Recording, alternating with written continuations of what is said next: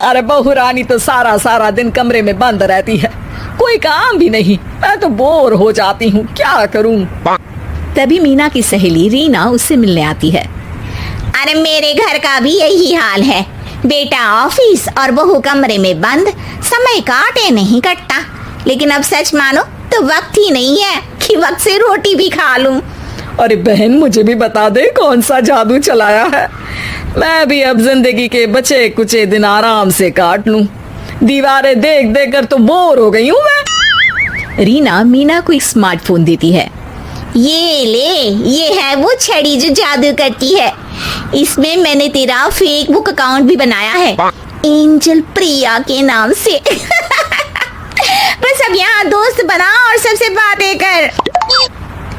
सास को पहले तो उतना समझ नहीं आता है, लेकिन धीरे धीरे वो उसकी आदत डाल लेती है।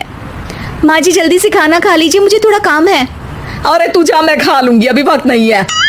और सासू माँ मोबाइल में मुंह गड़ाए जवाब दे देती है। बहू समझ ही नहीं पाती और वहां से कमरे में चली जाती है।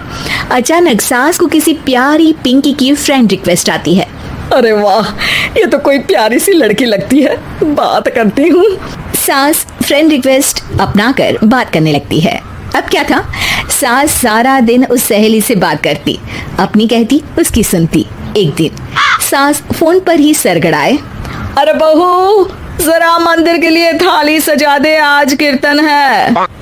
बहू फोन पर किसी को मैसेज टाइप करते कहती है, माँ जी क्या है, अब मुझे क्या पता कि आपको कौन कौन से भगवान की पूजा करनी होती है। तभी सास के पास कोई मैसेज आता है। अच्छा अच्छा ठीक है, रहने दे, मैं ही कर लूंगी। अब मैंने मना थोड़ी ना किया है, कर देती हूँ मैं। अब मैंने भी बोला ना कि थोड़ी देर में बात करती हूँ, तो मैं ही कर लेती हूँ, तू जा अपने कमरे में। बहू वहां से चली जाती है। सास मंदिर पहुंचती है और मंदिर की सीढ़ियों पर बैठकर सास फोन पर लिखती है, अरे मेरी बहू सारा दिन अपने कमरे में बैठी रहती है। वहां से रिप्लाई आता है, मैं आपकी बहू को तो जानती नहीं हूँ, लेकिन हाँ एक बात है, हो सकता है आपने उसे ताने दिए होंगे या फिर उसका दिल दुखाया होगा। ऐसा करने पर बहुओं का मन ससुराल से हट जाता है। याद रखिए, बहू और बेटी में फर्क होता है। सास घर जाती है और बहू से बड़े ही प्यार से बात करती है, उसके लिए खाना बनाती है, उसे गिफ्ट में साड़ी भी देती है। जिसके बाद अगले दिन, माँ जी चलिए, आज मैं भी आपके साथ मंदिर चलती हूँ, आते वक्त भोले भैया के गोलगप्पे खाकर आएंगे। अरे हाँ बहू, ये तो अच्छा है, चलो। सास मन में सोचती है कि उसकी फेसबुक वाली दोस्त कितनी अच्छी है। उसके समझाने से उसे उसकी बहू वापस मिल गई। वो बहू को अपनी दोस्त के बारे में बताने का सोचती है, लेकिन फिर चुप हो जाती है। बहू फोन पर टाइप करती है, मेरी सास मुझे नौकरानी समझती है, एक गिलास पानी तक खुद नहीं लेती। मन तो करता है कि बोल दूं, मैं बहू हूँ, कोई नौकरानी नहीं। वहाँ से रिप्लाई आता है, देखो तुम्हारी सास को तो मैं भी नहीं जानती, लेकिन वो बुजुर्ग होंगी, पूरा जीवन उन्होंने घर गृहस्थी चूल्हा चौका में निकाल दिया। और फिर तुम ये भी मत भूलो कि जिस पति पर तुमको इतना गर्व है, उसे भी शिक्षा उन्होंने ही दी है। तो जिसने तुम्हें इतना दिया, क्या तुम उनकी थोड़ी सी सेवा नहीं कर सकती? बहू भी अगले दिन से सास का सारा काम करती, उनके पैर दबाती, उनका ख्याल रखती, उनके साथ घूमने जाती। एक दिन सास, बहू ये लो मेरा हीरे का हार। पहले तो सोचा था कि अपनी बेटी को दूंगी, लेकिन आज जब मेरे हाथ पैर में दर्द था तो तुम मेरा साथ दे रही थी। समय पर खाना पानी देकर तुमने ही मेरा बुढ़ापे में साथ दिया। उसके हिस्से का बहुत कुछ मैं उसे दे चुकी हूँ, लेकिन ये अब तेरा। बहू तो ये देखकर खुशी से उछल ही जाती है।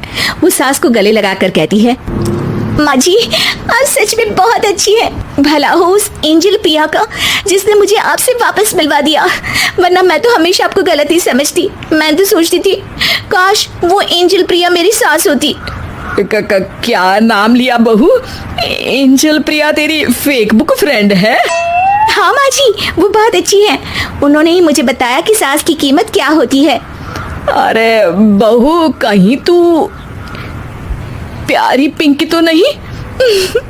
जी माँ जी, मैं ही हूँ प्यारी पिंकी। क्यों? सास बहू को गले लगाकर कहती है, मैं भी यही सोचती थी कि काश प्यारी पिंकी मेरी बहू होती।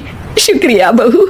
सासू माँ, शुक्रिया तो हम दोनों को फेक बुक और सोशल मीडिया का करना चाहिए, जिसने हम दोनों को एक दूसरे से दिल से मिला दिया। अब तक दोनों को समझ आ गया था कि जो खुशी वो बाहर ढूंढ रहे थे, सच में तो वो उनके घर में ही थी।